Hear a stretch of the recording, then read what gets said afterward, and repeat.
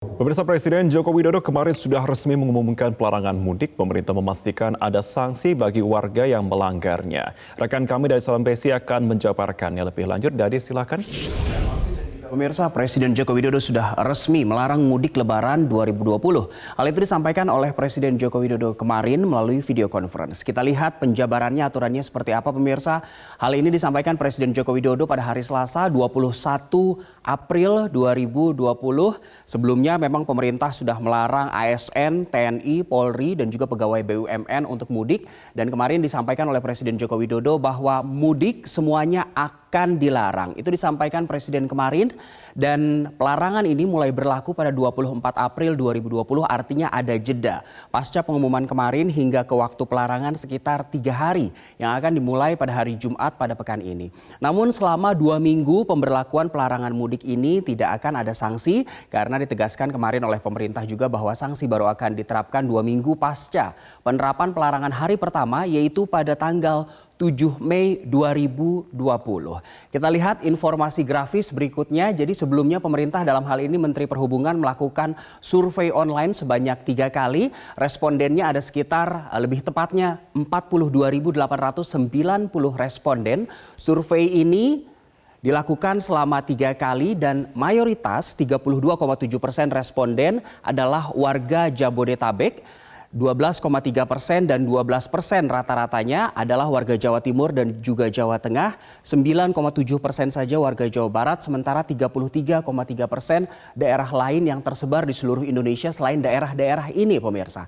Artinya mayoritas dari 42 responden yang ikut survei online oleh Kemenhub ini ada di Jakarta, Bogor, Depok, Tangerang, dan juga Bekasi. Survei dilakukan sebanyak 3 kali dan kita lihat apa hasilnya sehingga pemerintah memutuskan perlu melarang warga untuk mudik, tidak hanya sekedar imbauan.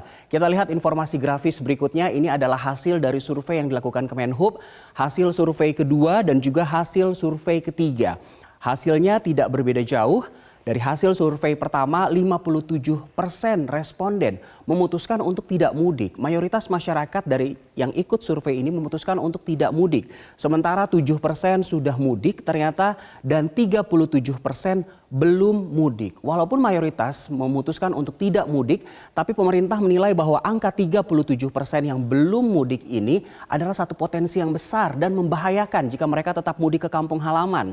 Sementara di hasil survei yang ketiga, 68% memastikan tidak mudik, 68%, 7% sudah mudik, dan 24% dari hasil survei ketiga ini tetap ingin mudik, pemirsa. Sehingga dari 3 survei tersebut, pemerintah memutuskan bahwa persentase masyarakat yang tetap ingin mudik ini harus dibuat peraturan yang betul-betul melarang, tidak hanya sekedar imbauan semata. Sekarang kita lihat, Menhub juga melakukan penelitian. Kita lihat informasi grafis berikutnya, moda transportasi pilihan masyarakat.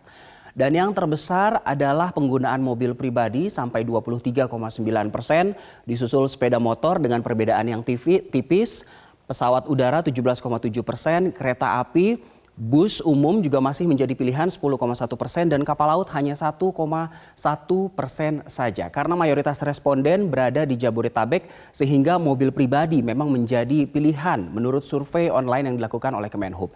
Kita lihat informasi grafis berikutnya, pemirsa. Ini adalah moda transportasi dan selain peraturan-peraturan yang ditetapkan termasuk PSBB yang sudah berjalan di beberapa kota, pemerintah juga melakukan sejumlah langkah pencegahan agar masyarakat tidak mudik. Ini diterapkan untuk melengkapi peraturan yang sudah dibuat berupa pelarangan mudik tadi. Pertama, menutup semua tempat wisata di seluruh Indonesia dan juga menutup akses jalan keluar masuk kota terdampak atau zona merah.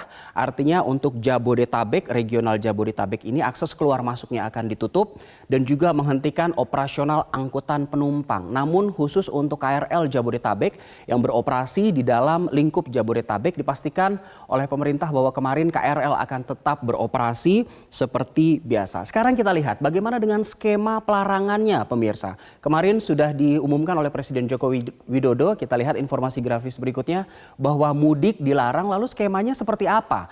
Jadi ada 3 poin besar. Yang pertama, kendaraan umum, mobil pribadi dan juga motor dilarang keluar dari zona merah. Artinya semua kendaraan umum, mobil pribadi dan motor dilarang meninggalkan Jabodetabek mulai hari Jumat. Skema yang kedua, Pembatasan akses jalan di perbatasan Jabodetabek. Akan ada checkpoint di perbatasan Jabodetabek ini agar orang tidak pulang ke kampung halaman. Yang ketiga, ditegaskan bahwa tidak ada penutupan jalan tol, tapi penggunaan jalan tol dibatasi hanya untuk kendaraan logistik saja. Ini untuk memastikan kebutuhan masyarakat terpenuhi dan juga akan ada checkpoint di jalan tol, pemirsa. Ini soal skema. Sebelumnya pelarangan mudik ini hanya berupa imbauan dan sekarang sudah berupa aturan. Dasarnya adalah ada sanksinya. Kita lihat informasi grafis yang terakhir, pemirsa. Ini diungkapkan oleh Kementerian Perhubungan, Direktur Jenderal Perhubungan Darat Kemenhub Budi Setiadi yang juga memberikan pernyataan kemarin usai Presiden menyatakan pelarangan tersebut. Dasar hukumnya bisa berupa turunan dari Undang-Undang Nomor 6 Tahun 2018 tentang kekarantinaan kesehatan. Artinya kalau Anda tetap mudik maka Anda melanggar undang-undang. Sanksinya apa? Sanksinya bisa berupa pidana penjara maksimal 1 tahun atau denda maksimal 100 juta rupiah. Dan selain itu diungkapkan juga oleh Budi Setiadi dari Kemenhub, sanksi yang paling ringan bisa dengan dikembalikan saja kendaraan tersebut atau diminta putar balik untuk pulang untuk tidak melanjutkan perjalanan mudik atau tadi penjara maksimal 1 tahun atau denda maksimal 100 juta rupiah. Namun pada siang tadi pada saat dikonfirmasi oleh Metro Siang, pihak Kementerian Perhubungan mengaku sampai saat ini masih terus menyusun Permenhub atau Peraturan Menteri Perhubungan yang menjadi aturan turunan dari apa yang diungkapkan oleh Presiden Joko Widodo kemarin. Kita nantikan bersama dan jangan mudik. Saya kembalikan ke Marvin. Terima kasih dari Salambesi untuk pemaparannya.